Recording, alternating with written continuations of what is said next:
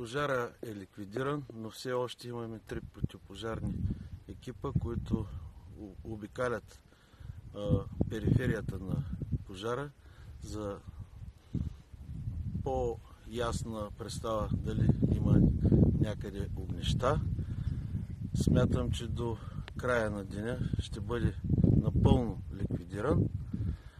Умолявам гражданите да внимават много.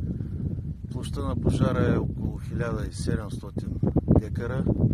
Най-важното е, че спасихме населеното място. Има засегнати само 3 селскостопански постройки, леко засегнати, и един автомобил, който е спряно движение, който е изгорял.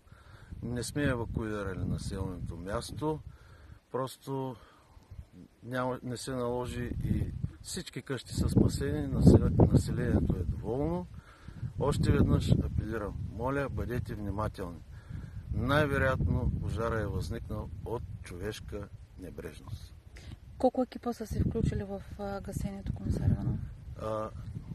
10 противопожарни автомобила, 4 високопроходими автомобила също на пожарната, 3 противопожарни автомобила на горското стопанство, доброволно формирование Хитрино, много спонтанни доброволци и много арендатори с много техника.